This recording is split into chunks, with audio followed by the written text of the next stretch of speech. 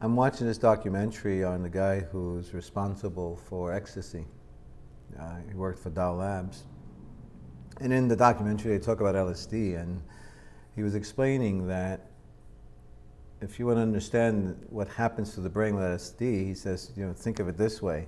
When you cross the street, you have to block out 99% of what's around you so that you can see that green light and take the proper precautions and actions to cross the street.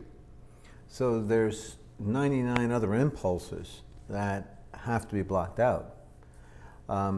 In the documentary, or I guess we can call it a documentary, What the Bleep Do We Know?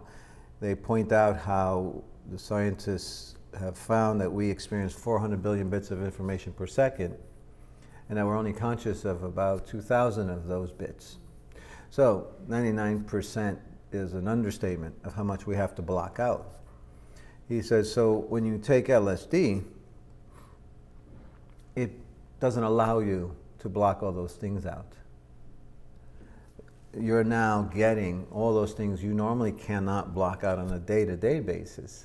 You're on LSD, and if someone is having a bad trip, understand that they're experiencing impulses, information, really, it's all information, that is way beyond what they're normally accustomed to experiencing, that part of the brain opens up and brings it, including memories, buried ancient memories.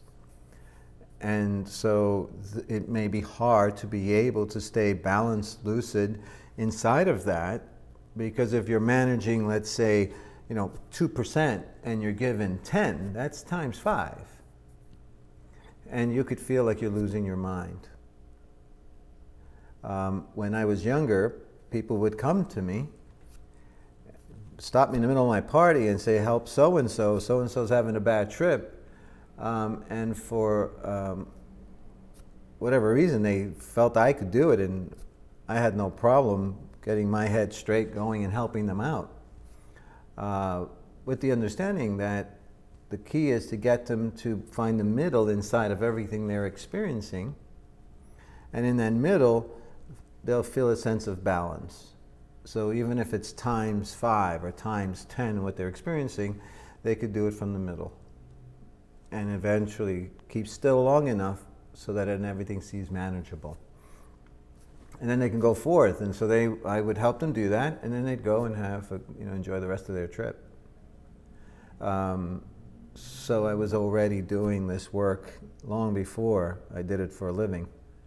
So now people come to me overwhelmed with a crisis or what have you, and my job is to help them find the middle, where they can feel like they can manage this. And it takes a little while, but eventually they learn to adjust. It's no different than finding your core, building your core, finding your center on top of a ball, half a ball at the gym with your physical body. I help people do that with their mental and emotional bodies.